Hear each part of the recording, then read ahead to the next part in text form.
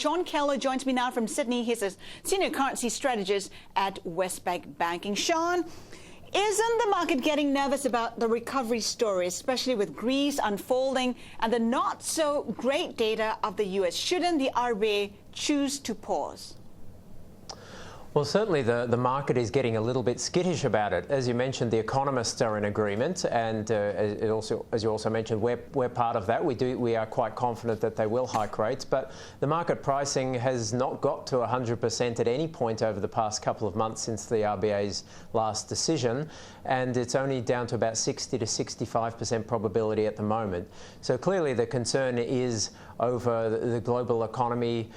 You mentioned the US. We've had some good news and some bad news in the US, but we've certainly had very weak stock markets, and international volatility can be a factor that the RBA will take into account. We just think that the domestic situation is sufficiently strong that they will deliver on that hike. If the RBA decides to go against the grain and go against what you're expecting, how would you read that? I think the Aussie dollar would certainly react pretty poorly. It would suggest that the RBA is not really nearly as confident as we thought they were about the state of the Australian economy, that they think it's still very vulnerable to a downturn in the global economy. Whereas the past year or so, the general theme has been the resilience of the Australian economy, consumer spending. We'll see another update on that later this week. The employment market, where we've had 4 consecutive upside surprises on the total employment growth, and an unemployment rate of 5.5%, which is a relatively low point in which to start a tightening cycle. So what do we do with the Aussie right now? Do we buy the Aussie ahead of the RBA decision? I think on the day, it's probably the right call, given that we're confident on the RBA's decision, and we think the statement won't do anything to upset the markets, given that we've got that pricing of only 60 to 65%. But just overall, this week in general, it just does look as though the risk aversion is remaining quite elevated. We've had something like 88 to 85% of S&P 500 companies have beaten earnings consensus in Q4, and yet the stock market's gone down in the US, so that's obviously a bad sign. And on the commodity side, even today we've got the Shanghai copper down 5% in early trade, so that's clearly not supportive for the Aussie. So people are definitely nervous.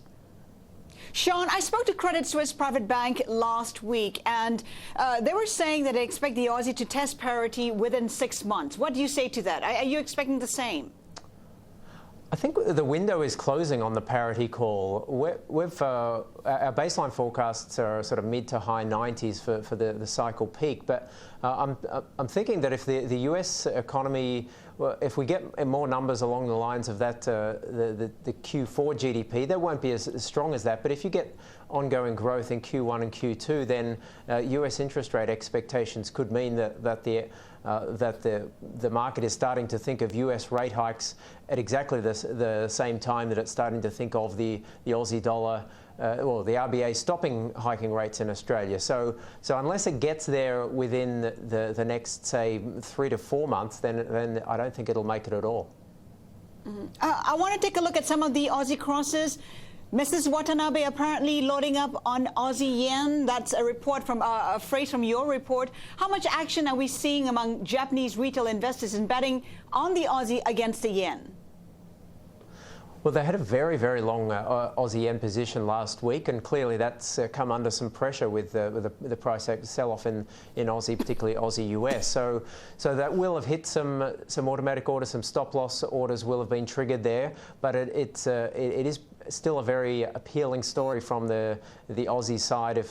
In general, the notion that the RBA will hike again, and that we should get some more decent numbers on the Australian economy, and at the same time, of course, Japanese interest rates are very, very low. So I think that the Mrs. Watanabe will remain inclined to buy the dips on the Aussie versus the yen, but that might be taking a little bit of pain at the moment.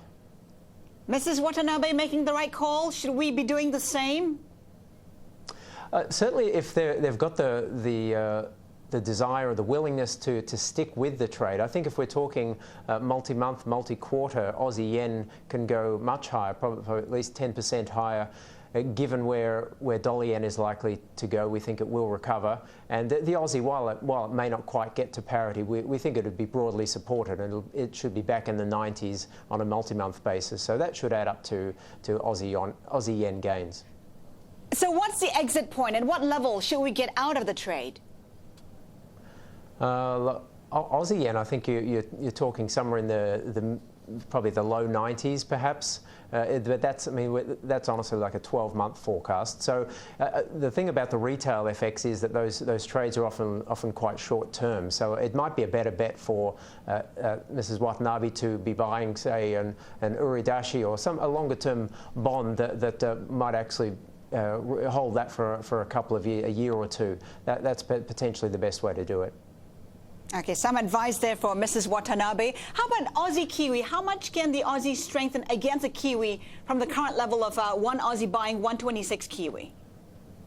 I think the top side is perhaps 128, 129. So that's where we're likely to be if the RBA delivers as we expect, and if the market remains inclined to price in further RBA tightening in either March or perhaps more likely the second quarter.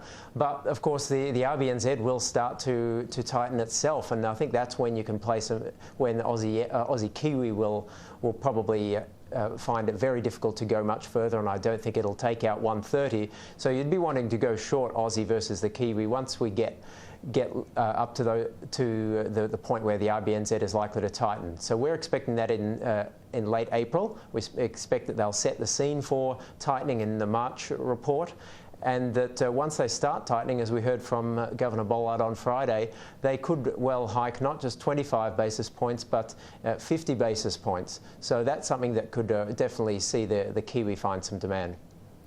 Can the RBNZ get more aggressive than the rate that you just mentioned? Well, they're starting from 2.5%, which of course is very, very low by New Zealand standards, and they will have a lot of tightening. Once they've got enough confidence in the economy, in the recovery, then they can 50 basis points, they could at least deliver that once. We'll have to see on the timing. Our baseline view is they start with a 25, but they're warning of more aggressive moves. I don't think they would go any more than 50 basis points because that would be effectively saying that they've lost control. Just one final question before we let you go, or before we go to break rather. The Kiwi dollar, what's the best cross? Look, it is very, very volatile overall. You can look at Kiwi yen again on a multi-month basis. We'd like to see that higher, but I think better to play the range against the Aussie. So wait until you get to the high, say 128 or a little higher, and then start buying the Kiwi versus the Aussie for a return to about 122.